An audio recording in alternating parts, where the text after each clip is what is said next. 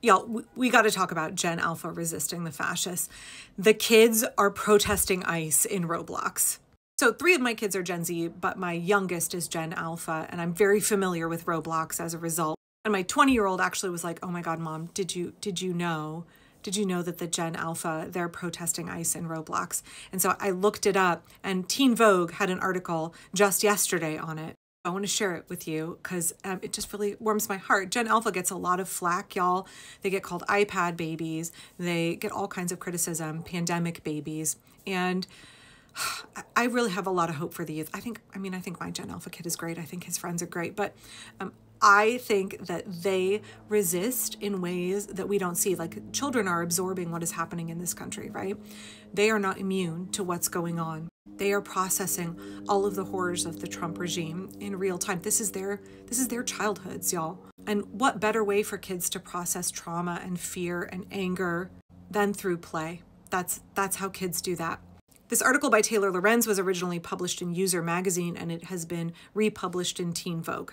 Despite being primarily a children's game, Roblox has evolved into a sort of emergent civic theater for kids online, argues Taylor.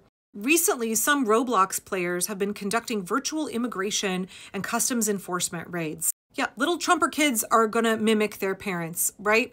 They see their parents glorifying the terrors of ICE. They see their parents glorifying the American Gestapo. And unfortunately, children are going to process that through play, just like our kids are processing the injustices of this regime through play. So Trumpers' kids have been dressing their Roblox players up as ICE agents and barging into other players' houses. They have arrested a user hiding in his kitchen and chased down another while conducting, quote, Border Patrol surveillance. So as tensions reached a boiling point in the real world and thousands of people took to the streets in LA to protest ICE, Roblox players were protesting within the game. They were battling cops, breaking down barricades, waving Mexican flags, and facing off across a line of players who decided to dress like ICE in SWAT gear.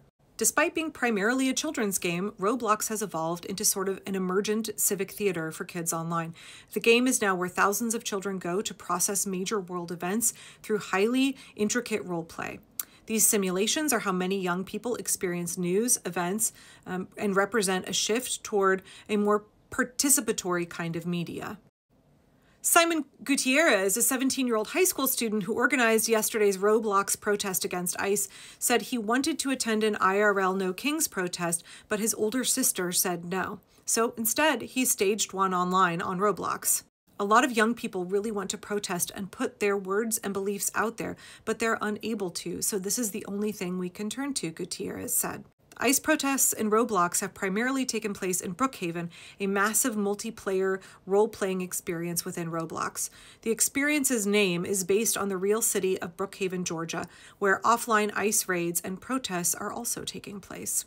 Last Thursday, police arrested 6 people involved in anti-ICE protests IRL in Brookhaven. Roblox version of Brookhaven is the most visited Roblox experience ever, with 70 billion visits. It's essentially become the internet's default metaverse, where events in the real world are often played out in the game. Since that initial protest, more have been planned, and Roblox users are posting the dates and times on TikTok, along with their usernames and Discord server links. The kids are mobilizing and organizing and coordinating. They are trying to solicit attendance and get a real tally of how many kids are showing up online to protest ICE. In-game activism is not an entirely new phenomenon. Even before Roblox, children mobilized in other game-centric communities. In 2016, Club Penguin users protested Donald Trump's election. Kids used their avatars to express political dissent at a time when they weren't even old enough to vote. Players in Animal Crossing and Roblox also staged protests, pushing Hong Kong's pro-democratic movement in 2020. Roblox currently has 85 million global users. 4 in 10 gamers on Roblox are 12 or younger, and 60% of them are under 16. Because of the shift in social media, kids are simply more aware of the news than they were in previous generations. Well, I think it depends on your family. When I was growing up, NPR was on 24/7, so I was pretty tuned into the news, but definitely in our house, my kids are very aware. My 13-year-old is very, very aware. Young people see these major events taking place in the offline world, and they want to participate. Roblox gives them a space to do that, whether it's protesting or expressing their emergent political identity as a Trump-supporting ICE agent. Right? It's a metaverse. There's people that are going to be trying on identities all over the place. And kids are going to mimic what their parents are doing initially as they are working through and processing. A lot of participants are exploring and trying to see what their political identity is, Gutierrez said. He noted that players roleplay as ICE agents, but they're also children. These are kids copying what they see on TV. It's very normal for children to play cop. It's very normal for children to play military soldier. They're very normal things that kids do. I don't want folks to think that if you see some kid who is playing an ICE agent on Roblox, that there's some like horrible Trumper. Please go learn child psychology. Please understand that you need to study child development more, childhood trauma, and how children process things. There's also a social aspect of it. Not only does participating in these events offer community, usually orchestrated through Discord servers, but there's social clout in participating and posting about the viral event. Posts on TikTok about the ICE protests have gotten thousands and thousands of views.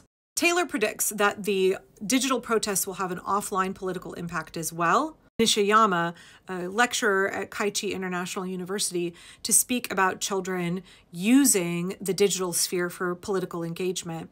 They said, no matter how we as adults or those who have a political power try to depoliticize children's online experience, children can politicize it in an unpredictable fashion. Rather than depoliticize children's experience, we have to acknowledge that children can be political. In other words, they are not future citizens. They are citizens of today.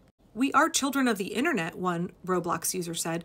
It's what we use to navigate and understand the world. I, for one, am really encouraged by this. I think that it is important on multiple levels. One, because we need to understand that children are absorbing and processing the trauma of the current time that we're living in. And it's good that some of them appear to have an outlet to process that trauma through Roblox. I think it's also good that kids have a space where they can protest, they can learn what their political identity is, they can test it out, they can express their emotions, they can express their positions on things when they might not have access to that in the real world, right? Especially if we are looking at protests becoming riskier and riskier places for children to attend. If we are looking at the American Gestapo, ICE, we are looking at law enforcement being more and more brutal toward protesters. Maybe these are not necessarily safe spaces for kids to be able to protest, but they want to be able to. They want to be empowered. This is their country. They are citizens right now.